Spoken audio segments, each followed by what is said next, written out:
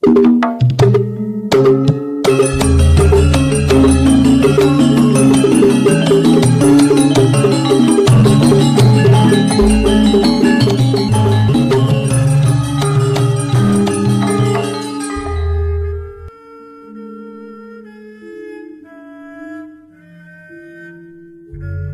Ibu, para kadang kinasih simbah-simbah lan adik-adik, para rama suster bruder berkah dalem Gusti. Sugeng rawuh wonten ing PDSK channel menika.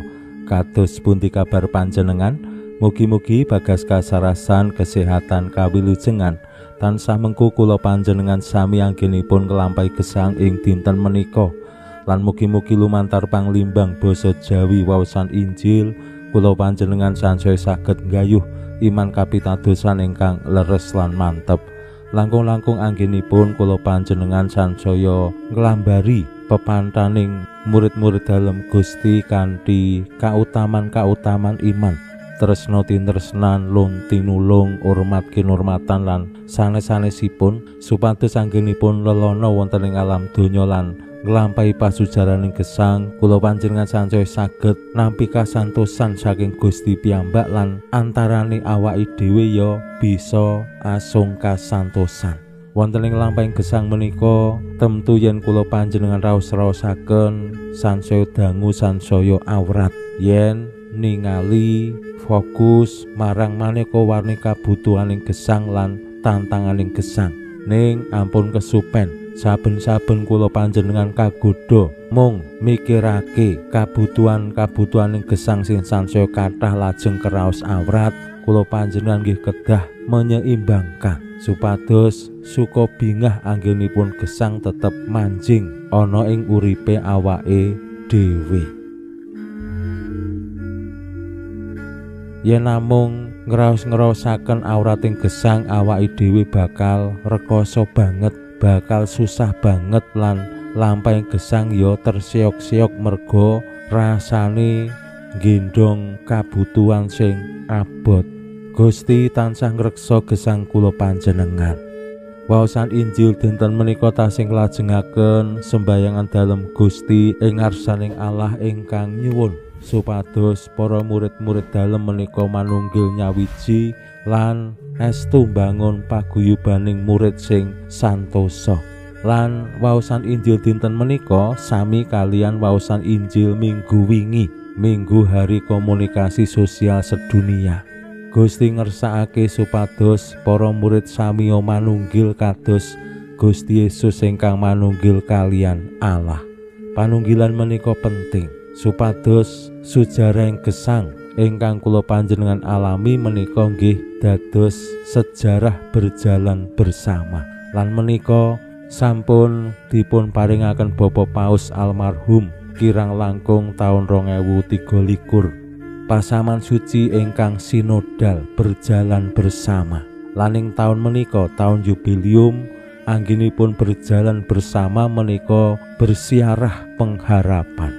Pengharapan utawi pengajeng-ajeng menika penting kangge narik, kangge adamel kula panjenengan kasengsem lumampah kanthi penuh semangat nggayuh menapa ingkang dados idam-idaman. Kula yakin lampahing gesang kula panjenengan menika dadi luwih semangat yen ana pangarep-arepe.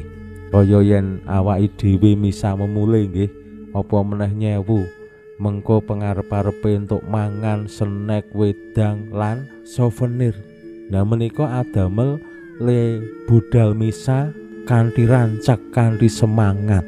Ning nek mung misa biasa tanpa ana mangane, tanpa ana souvenire, ya semangate beda. Nah menika pangarep-arep. Pengajeng-ajeng menika saged kula panjenengan tuwuhaken wonten ing gesang temtu. Pengajeng-ajeng sing sejati injih menika ing sakmangkih panunggilan kalian Gusti kanthi sak wutuhe. Rikala kula panjenengan sampun tinimbalan sowan ing ngarsa dalem. Pramila monggo kita pirengaken sabda dalem Gusti ing dinten menika lan kita wiwiti kanthi sembahyang sawetawis. Konjo ing asma dalem Yang Rama so Yang Putra tuwin Yang Roh Suci. Amin. Suwawi sami munjuk Gusti Yesus sabdo dalem Hyang Rama ingkang sampun manjalma, mugi karsa ngandika dhateng kawula wonten ing asepen ing telenging manah kawula, kabikao kegiatan lan panglipur ingkang manjing ing sabdo dalem kapenuwana kawula mawi ro ing kawicaksanan dalem. Mugi-mugi srana anggen kawula maos lan mirengaken sabdo dalem, kawula sansaya nunggil ing sampeyan dalem. Amin. Waosan Injil kapetik saking Injil Yohanes bab 17 ayat 2 ngantos dumugi 26. Nalika samono Gusti Yesus tumenga ing langit lan sembayang mangkene, boten namung sederek-sederek menika kemawon ingkang kula sesuwunaken, nanging ugi sanes-sanesipun ingkang badhe sami pitados dhateng kula margi piwulangipun. Mugi sedaya manungsa manunggila dados setunggal, kados dene Rama manunggil kaliyan kula lan kula kaliyan Rama. Mugi sedaya samiya manunggil kaliyan Rama lan kula, amrih donya pitadosa bilih Rama ingkang ngutus kula. Dene kamulyan peparing dalem kula paringaken dhateng sederek-sederek wau, supados sami manunggil dados setunggal, kados kula kaliyan Rama. Kula kaliyan sederek-sederek wau lan Rama kaliyan kula mugi manunggila dados setunggal ingkang sampurna, supados donya mangertosa bilih Rama ingkang ngutus kula, sarta bilih kula tresna dhateng sederek-sederek wau kados Rama anggenipun tresna dhateng kula. Rama, saking kajeng kula sederek-sederek ingkang dipun paringaken menika, wonten ing pundi kemawon sageta nunggil kaliyan kula, Rama tresna dhateng kula wiwit saderengipun jagat dumados. Rama ingkang suci, donya boten mangertos kaliyan Rama, nanging kula mangertos, lan sederek-sederek kula ugi mangertos bilih Rama ingkang ngutus kula. Asma dalem sampun kula wedharaken dhateng sederek-sederek menika, lan badhe tansah kula wedharaken amrih katresnan dalem ingkang kagem tresnani kula manggena wonten ing sederek-sederek wau, dene kula nunggil ing sederek-sederek wau. Makaten sabdo dalem Gusti. Suawi sami munjuk. Gusti, kawula munjuk sembah nuwun karana sabdo dalem. Sabdo dalem dadosa obor ingkang madangi margining gesang kawula. Katuntuna kawula sageta sabdo dalem menika numusi manah ngantos tansah ngrembaka kangge nggayuh gesang ing swarga. Amin. Bapak Ibu para kadang kinasih simbah-simbah lan adik-adik, lumantar pangandika dalem Gusti ing ngarsaning Allah ingkang kamot ing sembayanganipun, makaping-kaping Gusti Yesus nyuwun supados tiang-tiang ingkang pitados ing panjenengane lan nderek panjenengane menika sami manunggil, ya manunggil ing antarane para murid, para penderek dalem lan para penderek dalem kaliyan Gusti lan Allah piyambak ing pundi kemawon. Mila kados ingkang sampun kula aturaken dinten Minggu wingi, panunggilan dados tandha yen awake dhewe menika murid-murid dalem Gusti, asemangat katresnan dalem Gusti. Ing pundi papan ing wanci menapa kemawon awake dhewe dadi agen-agen persatuan. Mila sepisan malih kagem umat Katolik, umat Kristiani, umat Kristen ing pundi kemawon ampun dados sumber perkara, menapa malih dadi sumber perpecahan utawi dados wong-wong sing memprovokasi perpecahan ing antarane warga.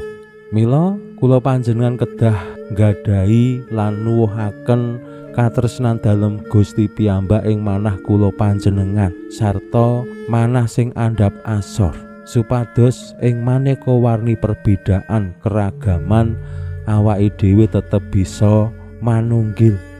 Ing maneka warni tantangan, mbuh kuwi fitnah, menjelek-jelekan, awake dhewe dibuli lan sapanunggalane, awake dhewe tetep bisa mempersatukan. Ingkang kaping kalih, jejering umat Katolik ingkang wonten ing data umat eklesia mirungganipun ing Keuskupan Agung Semarang, monggo awake dhewe ya dadi wong-wong sing rendah hati.